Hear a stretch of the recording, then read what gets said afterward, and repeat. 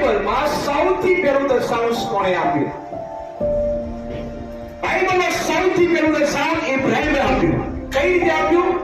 જ્યારે ઇબ્રાહીમના લોટની વચ્ચે ઝઘડો થયો, લોટ અલગ થયો અને બધું લઈને બીજા જગ્યાએ જતો રહ્યો. અને જ્યારે ખબર પડી કે ઇબ્રાહીમને કોઈ અહીં કીધું કે તારા ભાઈને ને તારા ભત્રીજાને બધા લૂંટીને જતા રહ્યા છે, ત્યારે ઇબ્રાહીમ પોતાની સેનાઓ લઈને જાય છે અને ત્યાંથી એ લોકો જીતીને બધું જ લઈને બહેનો છોકરાઓ બધું જ સોનું રૂપું લઈને પાછો આવે છે. અને ત્યાં મલ્કીસેદેક નામનો યાજક આવે. કોણ આવે છે? બોલો નામ. મલ્કીસેદેક નામનો યાજક આવે છે અને એ યાજકને ઇબ્રાહીમ કહે છે બધામાંથી એને 10મો ભાગ કોને આપ્યો? યાજકને આપ્યો. યાજક એટલે એક સેવક, એક પાલક. આ મલ્કીસેદેક છે કોણ? આ મલ્કીસેદેક છે કોણ? હા, પરાક્રમનો દેવનો યાજક.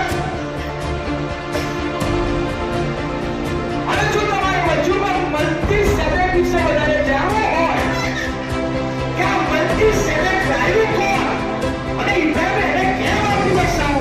મલ્કીસેદેક રાજા છે કોણ? પરાક્રમ દેવનો યાજક, શાંતિનો સરદાર.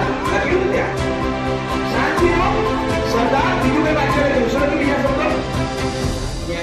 ન્યાયપણાનો રાજા, સાલેનો રાજા.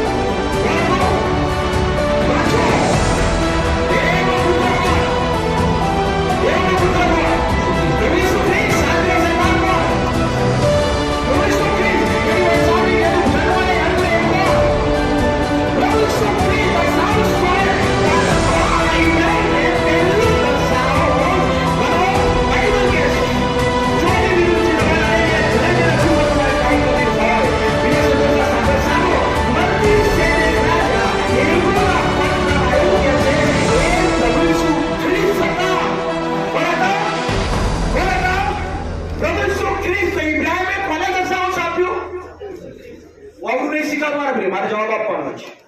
રોંગ લઈ લેજો.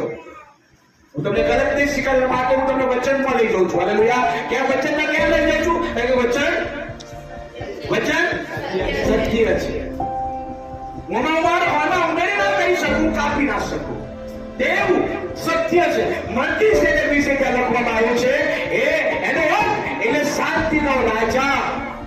લખેલું છે પ્રભુ ઈસુ ખ્રિસ્તનું રૂપ ધારણ કરીને ઇબ્રાહીમ જોડે વળાવો. એને 10 સાઉન્ડ્સ પહેલું લીધું.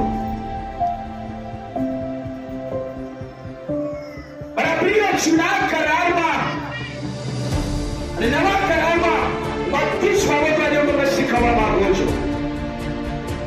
કેમ કે તમારા આશીર્વાદો એ ઉપરની બારીઓ બંધ થઈ ચૂકી છે.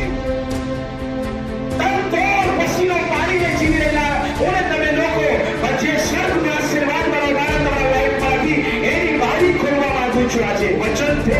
કારણ કે સત્ય પિતા, સત્ય પવિત્ર આત્મા, સત્ય પ્રભુ ઈસુ ખ્રિસ્ત અને સત્ય વચન અને વચન સત્ય છે. તમારો આશીર્વાદ પણ સત્ય હોવા જોઈએ. Hallelujah, hallelujah. ઇબ્રાહીમે બાઇબલ પહેલું દર્શાવું એવા મલ્કીસેદેક એટલે પ્રભુ ઈસુ ખ્રિસ્ત